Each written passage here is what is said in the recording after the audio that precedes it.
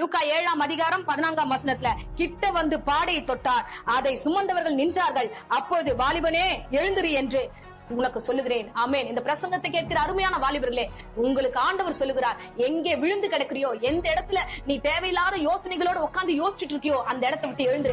உனக்கான நேரம் இது, உனக்கான சூழ்நிலை இது. கர்த்தர் நிச்சயமாய் ஆசீர்வதிப்பார், உன்னோடு கூட இருப்பார். ஆமென். இன்றைய வாலிப பிள்ளைகளுடைய சில விஷயங்களை குறித்து நான் சொல்றேன் பாருங்க.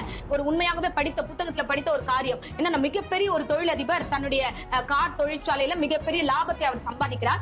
அப்போது பேட்டி எடுக்க ஒரு வாலிபன் வருகிறான். அவன் பேட்டி எடுக்கும்போது ஒரு வார்த்தை சொல்லுகிறான், நீங்க இவ்வளவு பணத்தை சம்பாதிக்கிறீங்க, இவ்வளவு லாபம் வந்திருக்கேன், அந்த லாபத்துல எங்களுக்கு ஒரு பங்கு கொடுத்தா ரொம்ப நல்லா இருக்குமே, அந்த லாபத்தை கொடுங்களேன் அப்படின்னு சொல்லிட்டு அவன் விளையாட்டா சில விஷயம் கேட்கும்போது அந்த தொழிலதிபர் அதே பேட்டியில என்ன சொல்றாருன்னா, சரி நான் என்னுடைய பணத்தெல்லாம் உங்ககிட்ட கொடுத்துறேன், உன்னுடைய வாலிபத்தை எனக்கு கொடுத்துட முடியுமா, மொத்த வாலிபத்தையும் கொடுத்துரு அப்படின்னா. ஏன் அப்படின்னு அந்த வாலிபன் கேட்கறான், நீ உன் வாலிபத்தை எனக்கு இந்த நேரத்துல கொடுத்தீனா நான் இதை காட்டில 2 மடங்கு நான் சம்பாதிப்பேன். அல்லேலூயா. பாருங்க எவ்வளவு ஒரு அறிவுபூர்வமான ஒரு காரியத்தை அவர் சிந்திச்சு இருக்கிறாரு. என்னால சம்பாதிக்க முடியும் எப்படின்னா, வாலிப வயது இருந்தா என்னால எவ்வளவு தூரனால ஓட முடியும். ஆமென். ஹல்லேலூயா. அன்பு பிள்ளையே, இன்றைக்கு உயிரோடு செத்தவர்களாக வீட்டுல இருக்காதீங்க. சில காரியங்களை விட்டுட்டு ஏதோ நடக்கட்டும், இன்னைக்கு சாப்பாடு வந்துருச்சு, இன்னைக்கு இதெல்லாம் நடந்துருச்சு, இன்னைக்கு நமக்கு இது இருந்தா போதும் அது இருந்தா போதும் இருக்காதீங்க. உங்களுக்கு நிறைய காரியங்கள் இருக்கு.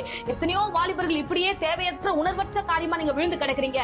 அது ரொம்ப துக்கத்துக்குரிய விஷயமா இருக்கிறது. அந்த தொழிலதிபர் சொன்னது போல நீங்க நினைச்சு பாருங்க, அந்த வாலிப வயது கிடைச்சா அவர் 2 மடங்கு ஓடுவேன்னு சொல்றாரு. சோ உங்களுக்கு கிடைச்சிருக்கிற அருமையான இந்த வாலிப வயதை விட்டுறாதீங்க. உங்களுக்கு கிடைக்கிற மேடைகள், உங்களுக்கு கிடைக்கிற சான்ஸ், உங்களுக்கு கிடைக்கிற ஒவ்வொரு இடமும் நீங்கள் பயன்படுத்திக் கொள்ளுங்க. அது கர்த்தர் உங்களுக்காக வைத்திருக்கிறார். இளமை போனா திரும்ப வராது, இதே சான்ஸ் போனா திரும்ப வராது. யார் நினைச்சா ஒருவேளை இந்த சான்ஸ் மூலமா நீ பெரிய ஆளா கூட மாறலாம். உன் எதிர்கால திட்டங்கள் எல்லாம் கர்த்தர் உன்னை ஆசீர்வதித்து நடத்த அவர் வல்லமுள்ள தெய்வமா இருக்கிறார். ஆமென். ஹல்லேலூயா. அன்பு வாலிபனே, வாலிப பிள்ளைகளே, ஒரு நிமிஷம் யோசிச்சு பாருங்க, எதை நோக்கி நீங்கள் ஓடுகிறீர்கள்? உங்க வாலிப வயதில் எதை சிந்திச்சிட்டு இருக்கீங்க? தீங்கு நாள் வருகிறது, அதற்கு முன்பதாக உன்னை வந்து அந்த தீங்கு நாள் சந்திப்பதற்கு முன்பதாக எல்லாத்தையும் எதிர்த்து ஓடுகிற பிள்ளையா நீ காணப்பட வேண்டும். ஆகையால் இந்த வாலிப வயதை பயன்படுத்துங்க. இன்னொரு காரியத்தை சொல்றேன் பாருங்க, இந்த உலகம் வாலிபத்தை நோக்கி தான் காத்துட்டு இருக்கு. இந்த உலகத்துல அரசாங்கத்தெல்லாம் பாருங்க, ராணுவத்துல எல்லாம் பாருங்க, வாலிபர்களை தான் செலக்ட் பண்ணி எடுக்கிறாங்க.